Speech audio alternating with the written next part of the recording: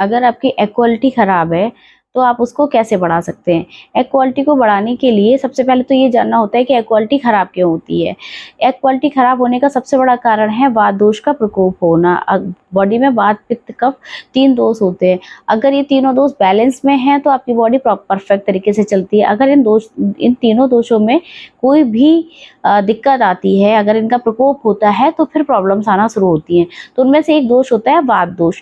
अगर आपका वात दोष जो है वो प्रकोप हो गया है, आपका वात दोष इम्बैलेंस हो गया है, तो फिर क्या होता है कि आपकी जो एग क्वालिटी है वो खराब होती है। तो एग क्वालिटी खराब कैसे होती है? जैसे कि आप ना रात भर बहुत ज़्यादा जाग रहे हैं और आप गुस्सा बहुत कर रहे हैं, आप स्ट्रेस बहुत ज़्यादा ले रहे हैं, तो इस वजह से क्या होता है कि आपका वात दोष प्रकोप होता है और वो आपकी एग क्वालिटी को खराब करता है।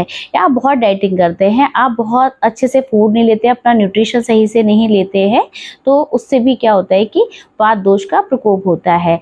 तो इसको ठीक कैसे किया जा सकता है? सबसे पहले तो हमें ये ध्यान रखना होता है जो वात दोष प्रकोप है वो नहीं हो पाए। जो चीज़ें वात दोष का प्रकोप करती हैं, जैसे वेग धारण, आप अपना पेट साफ नहीं होने देते हैं, आपको कॉन्स्टिपेशन रहता है। कॉन्स्टिपेशन भी एक बहुत बड़ा कारण होता है वात दोष प्रकोप का, तो ये चीज़ रहती है। दूसरा, रात्रि जागरण, आप रात में जागते बहुत ज़्यादा। अगर आप रात में बहुत ज़्यादा जागते हैं तो उस वजह से भी क्या होता है कि वात दोष का प्रकोप होता है।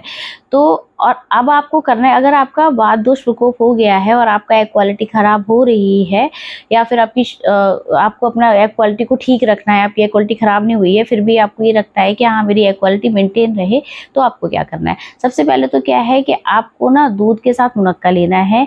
आपको बहुत अच्छी डाइट लेनी है, ग्रीन वेजिटेबल्स लेने हैं, स्ट्रेस नहीं लेना है, रात में जागना नहीं है और एंगर नहीं करना है। ये सारी चीज़ें क्या करती हैं? वात दोष का प्रकोप करती हैं। तो ये सारी चीज़ें आपको नहीं करनी है।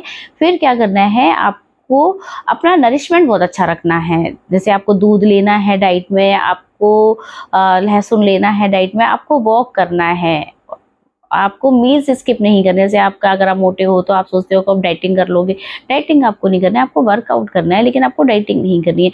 अगर आप डाइटिंग करेंगे तो नरिशमेंट नहीं आएगा, तो उससे क्या होगा? आपकी एग क्वालिटी खराब हो जाएगी।